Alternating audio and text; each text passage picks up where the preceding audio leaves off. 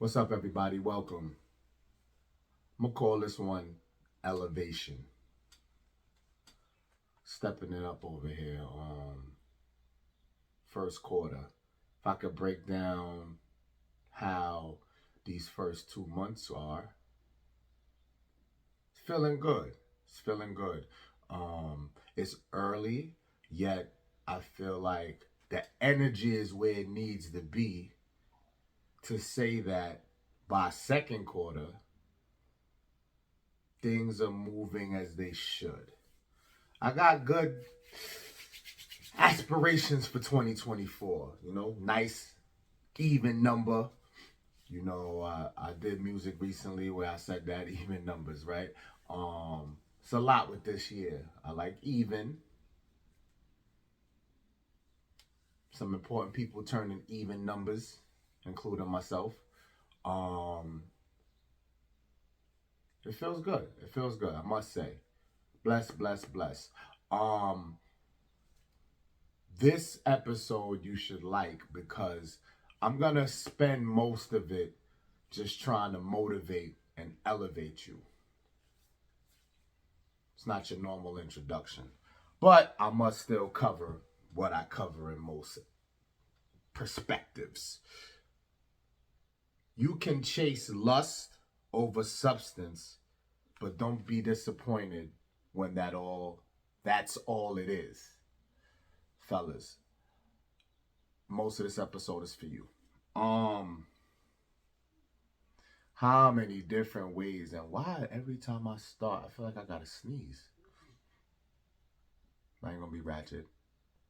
Trying to see if it come out. Oh, keep going. Okay. How many ways do I break this down? How much do we talk about attraction and the looks and what gets us even going when approaching females and women? It's visual, right? We could all say that. We see what we like and we go after. It's quite simple. When you choose, it's a bad word. When you put energy towards something, that is what you're gonna get back. I'm doing this slowly for you. What you put energy in most is what you're gonna get back. Fellas, this lusty feeling, attraction. I know there's a lot of things on the tube that would lead you to believe that that's a negative thing in a lot of cases because, life is not simple like that anymore. I'm not even sure if it was ever that simple. Because let's just keep it real, fellas, and, the women may not like this. We wish at some point that we can see a woman, see her beauty, be totally attracted, and go, damn, right there. Approach, introduce, and bing, that's the right one. Based on what our eyes have told us, this is an attractive, beautiful person in front of me. All of my body, and this is where body language comes in, is just gyrating towards this beautiful creature. And that's all it takes. I was lock it in, boom. Based on how I feel and what I see, this is the one. And then you can work on it. Y'all get to know each other, and everything's peachy, right? No. It's a lot. So, when we use our eyes and our other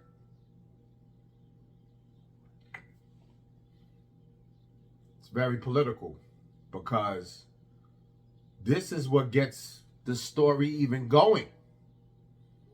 For whatever interactions we have with women, if we sit and talk with our guys about it, or whoever we sit and chat with, How does the story start if they weren't around for it? I was at such and such place. I was standing in line at Starbucks. And she was just bad, son. She was just fire. I just said, I gotta think of something. Yo, she ordered the same thing I ordered, kid. So we got the orders mixed up, but she was fire, son. Like, yo, that body, that face. I'm being animated right here, but this is how conversations go. This is what sounds exciting and fun. And our guys, our friends, our peers motivate us in this direction to think that this is how it should go. Yes, son, you see something attractive, you see something, mwah, go get that. You know what I mean? And it's cool. I'm not bashing. I'm not trying to be funny. What I'm saying is, the more energy we have for this type of talk, the more energy we spend on the fact that we're going off of what we see and using the other.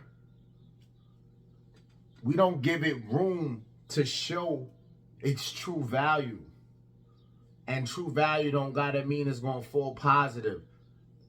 Listen, voice of reason. Both sides of the spectrum. Going off of this, the value could be she can be so much more for you. Or she has nothing for you. But when we stuck in the lusty, the attraction, we stay here too long. We spend a lot of time here. So we find out later if the value is high or there's none.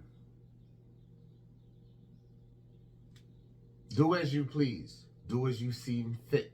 Do as you see fit. Whatever floats your boat. But back to the statement. When you chase lust over substance, don't be disappointed when that's all it is. And that's all it brings you. Some thrills, some good feels, and that's that. You can't get mad. Let's go. Fellas, I told you this is mostly for you. You can't get genuine love from a woman with money or a strategy.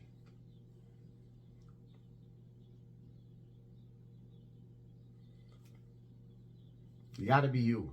Now, it's not scripted. You don't go practice a character.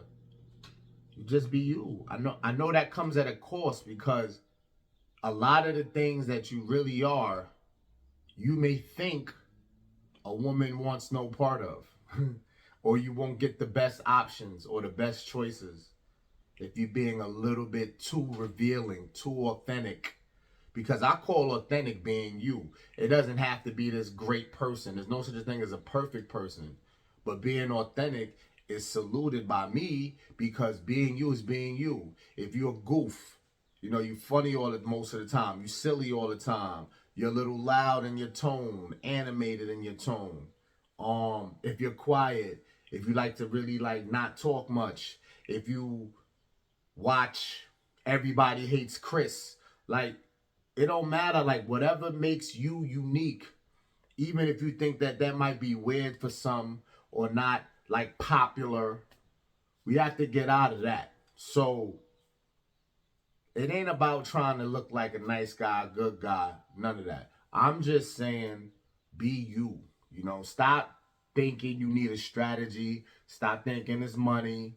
I know there's the internet, television, etc., that make you feel like these are the things that's going to get you in the door. I don't want you to get this twisted. As a man, you do provide. As a man, you're supposed to go out there and get it. As a man, you're supposed to be a protector. These are the basics. I'm just saying, when you in the moment, when you're in whatever your story is, whatever your plans are, whatever your goals are, whatever you're trying to do, if it involves a woman, the money and the strategy is not, you're not going to get genuine love. It goes back to the first thing. What the energy you put in is what you're going to get. So if you're trying to use the money and that's your energy, like, yo, I mean, I could do this, I could do that, you only gonna get reaction based off that. Money, nothing about money is genuine. Let me just start there. Money is the root of all evil for real, for a reason. Whatever you want to say, yeah, it is needed. We need it to survive. It's necessary. It's important. But that's what I'm separating from this scenario, though. Like, genuine is only going to come from genuine. Money is a bad example to try to say you're being genuine. People are generous with their money. They donate to charities and stuff like that. That's something different, though. You know, you get blessings back for that. But that's not what I mean right here. You know what I'm saying, fellas. You know, a lot of us, our confidence gets tested.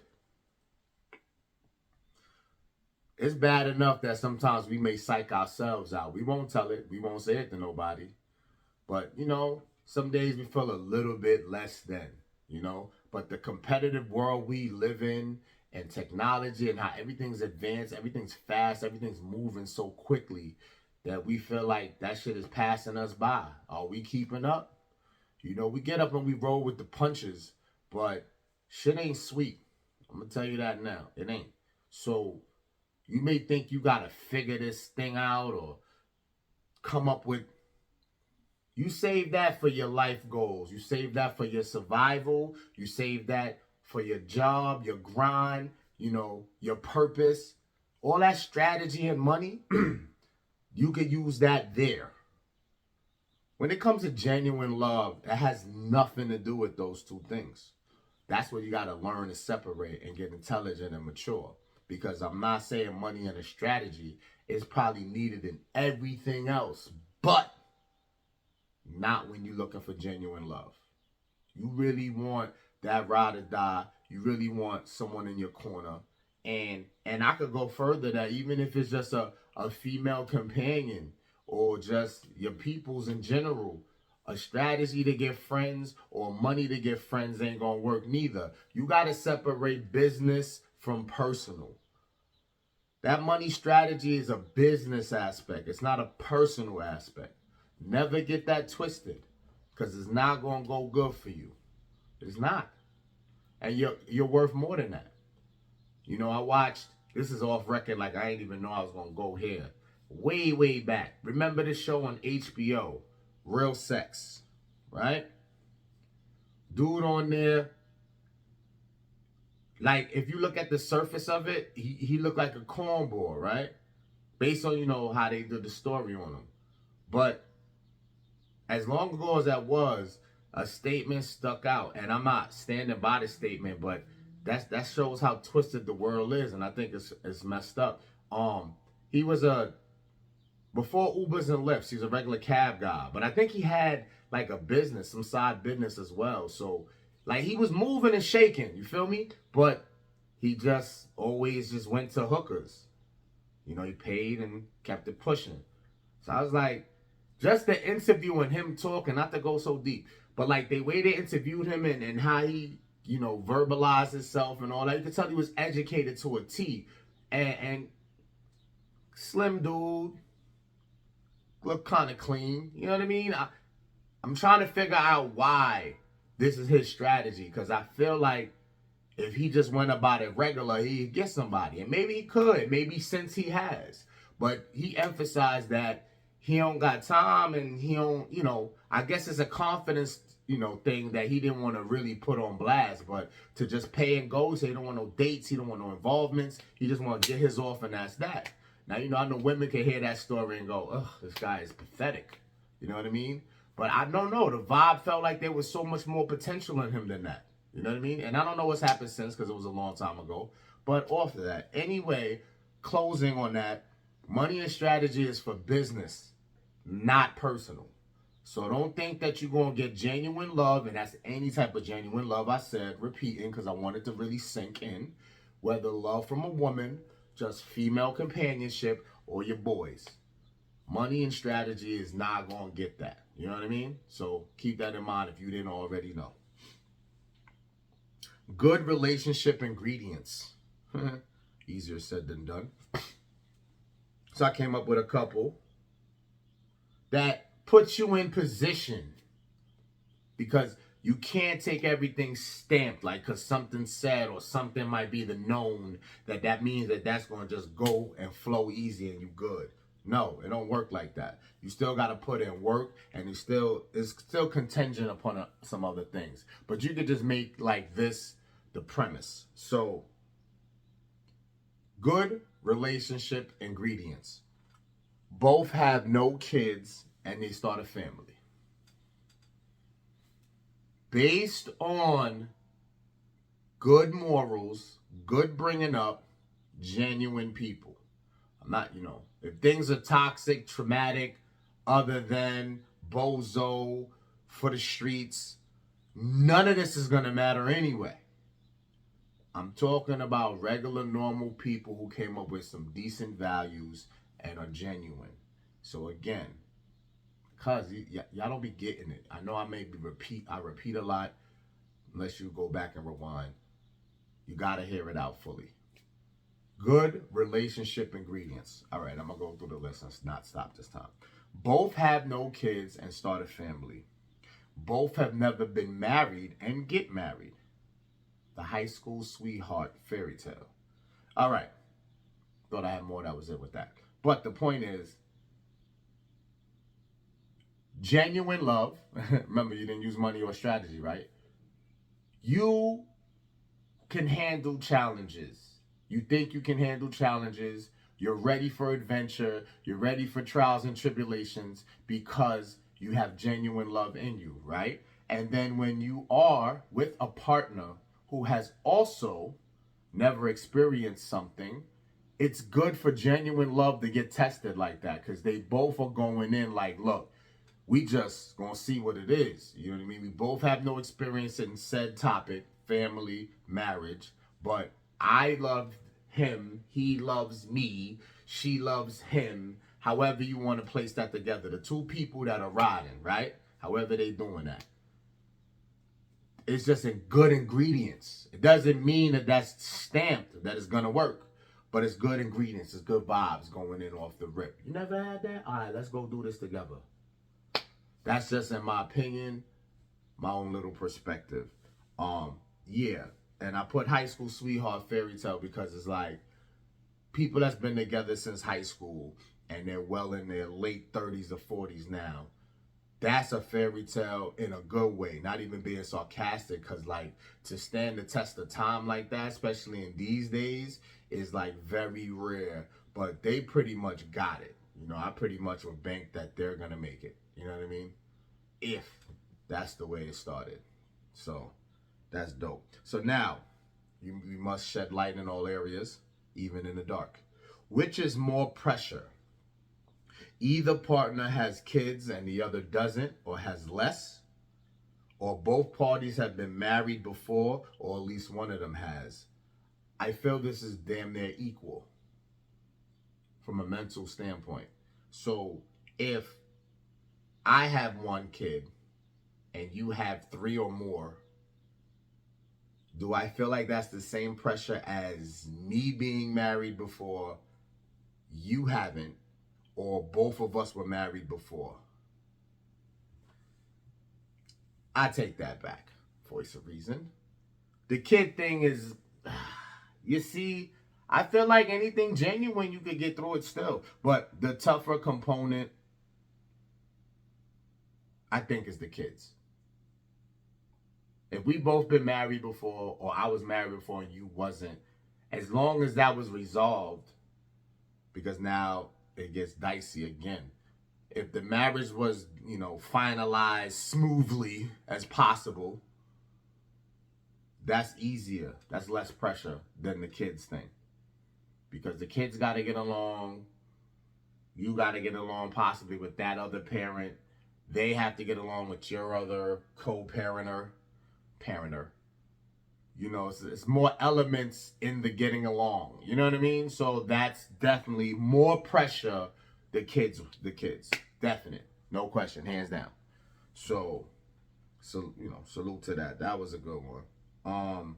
But never give up. If genuine love is there, I say attack it even if you don't have the good relationship ingredients.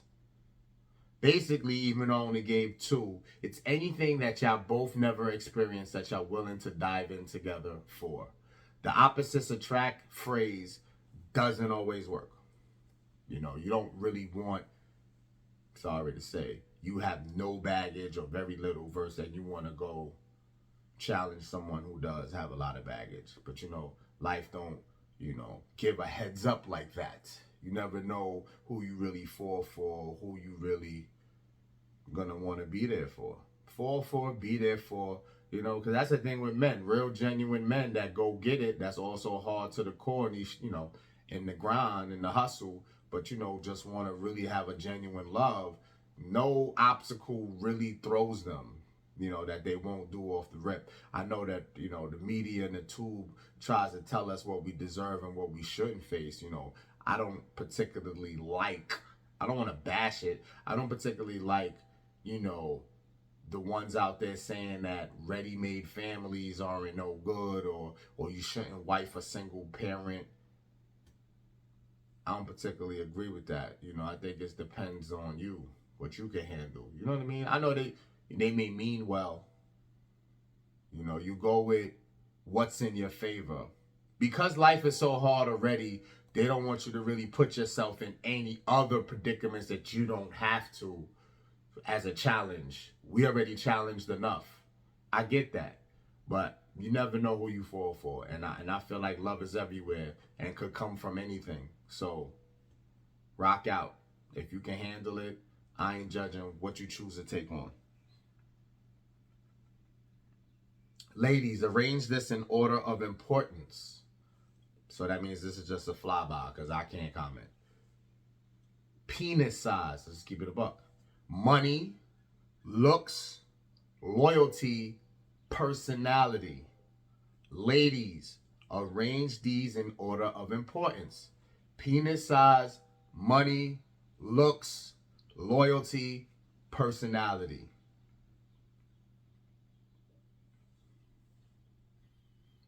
No pet peeve this week. I'm not as animated, I know. But this is the part where it's all positive from here. I'm going to motivate you guys. Take these statements in stride. I'll try to break down most of them. If you feel like giving up because you're not seeing results, remember the last thing to grow on a fruit tree is the fruit. AKA have patience. So this tree is growing out the ground. You don't know what kind of tree it is yet. You just see a branch, the trunk. You see the trunk. You see branches. You may see leaves. You're like, what is this going to be? Is this a regular tree? What is this? Then the fruit comes. Oh, it's a fruit tree. It's an apple tree. You know, cherries, grapes, whatever.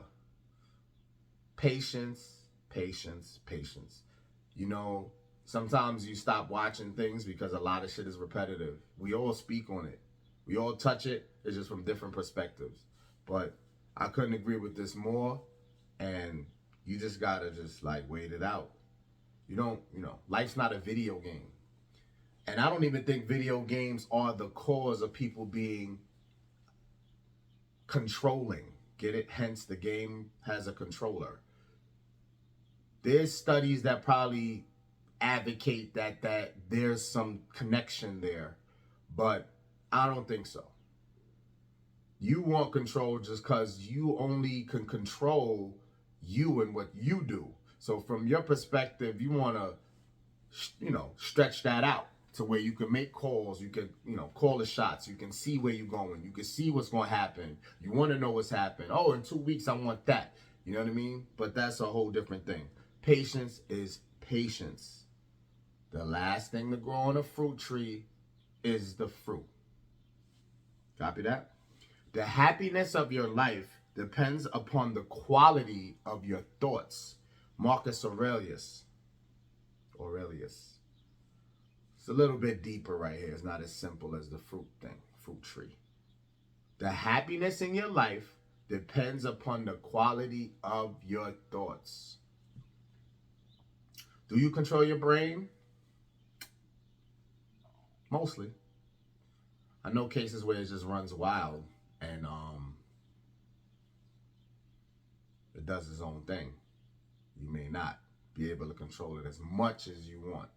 But this quality of your thoughts, I guess it, the brain is like your body. You feed your body with food, water, whatever strategy, if you have a health one, you're feeding your body, you're fueling it, you're giving it energy. Well, your brain is the same. You fuel it and you feed it. So whatever you watch, whatever you listen to, it stops just right there. Watch and listen to. Definitely influences what's fed and what it receives and what it retains. So the quality of your thoughts, when you do have control of them, is going to be based on what you watch, what you hear, what you see, what you study, what you believe. So that trickles down into whether you're going to be happy in life or not. Um, some things are for entertainment purposes. So like with me, a lot of the stuff I like to watch, maybe horror. Not too much of the ratchet stuff anymore, the ghetto typical stories, but I do have those moments where I want to see, no offense, the classics like Menace to Society, Juice, and all of that. You know what I mean? You know that some people, they really feed into the energy of films. So if they want to be on the up and up, they rather not watch stuff like that, especially horror movies and stuff like that. But I love to do that, getting those moments of wanting to see those things. And I don't think it plays a role for real in the happiness of my life and the quality of my thoughts. But I know that for somebody who's really trying to lock in for something specific, they're going to watch or listen to things that are motivating and pointing in the direction of where they're trying to go. But life is a balance. So I do that too. But I still like what I like sometimes. You know what I mean? So just balance it out. But yeah, the happiness of your life does depend on the quality of your thoughts. Okay. Compare yourself to who you were yesterday, not to who someone else is today. Ooh, that's a good one. Jordan Peterson. It's not much breakdown of that. You know what I mean? Whatever goals you have, whatever you want out of life, the most important person is you. So elevation is the name. How you gonna elevate watching somebody else or trying to imitate somebody else or try to compare yourself to somebody else or be better than somebody else? The somebody else is not the equation. It should never be. Compare yourself to who you were yesterday to get ahead, to move forward. When God put a calling on your life, he already factored in your stupidity. That's a good one.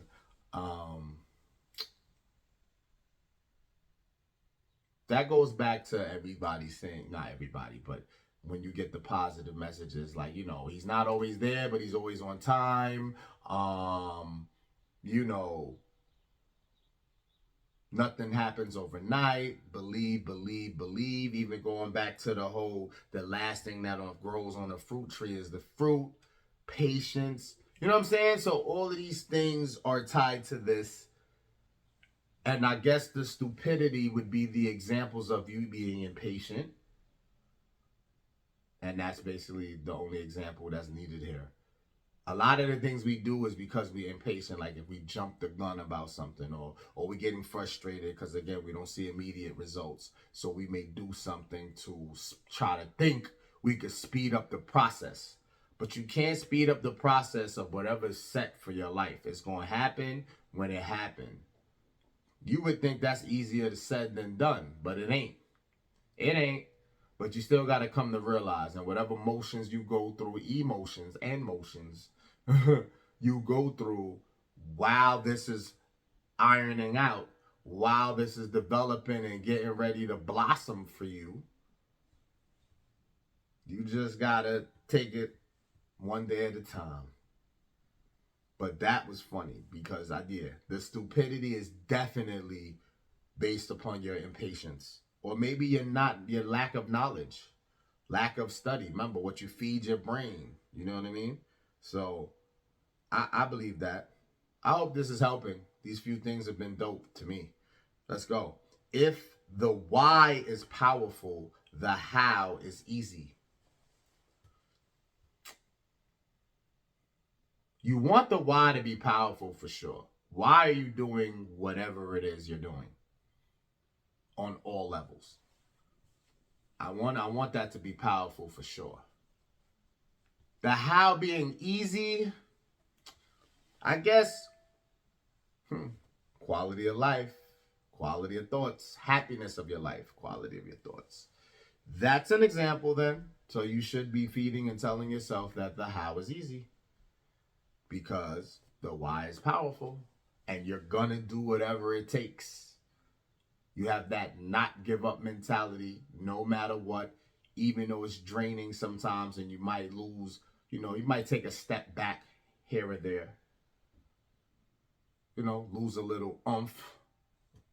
But it's good to tell yourself, it's good positive feedings for the brain to say the how is easy. So no matter what happens, the why I need to do this, why I want this, why it should go this way.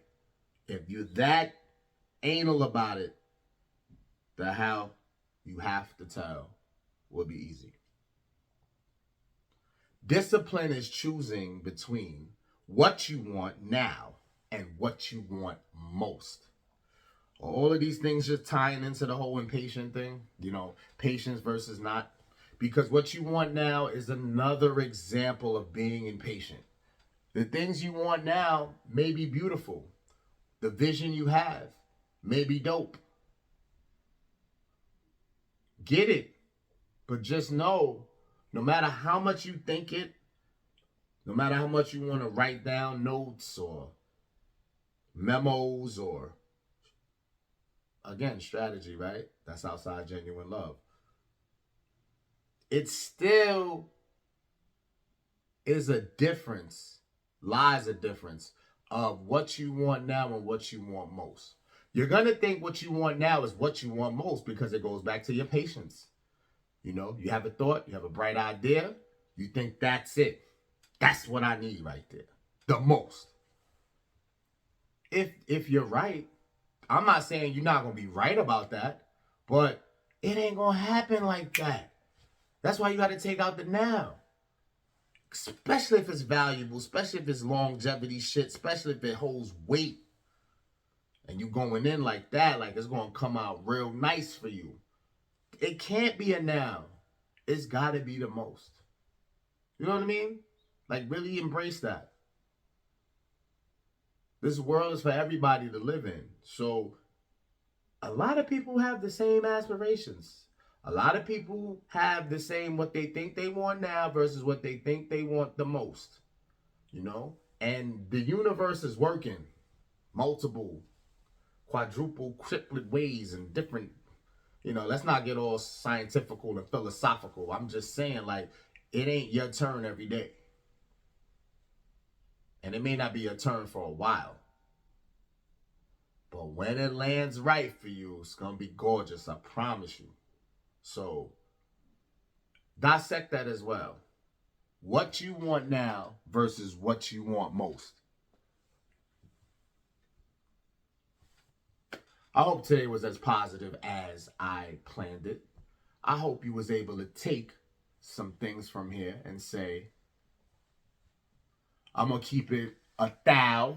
I'm going to keep it on the up and up. I'm going to remain positive. I'm going to not let people alter my energy, no matter how many different people attempt to, directly or indirectly. Let no one drain your energy. Let no one doubt your thoughts. Let no one play with your confidence. Greatness is you, and it should always be that way for as long as you're alive. because you don't know how long you're going to be alive.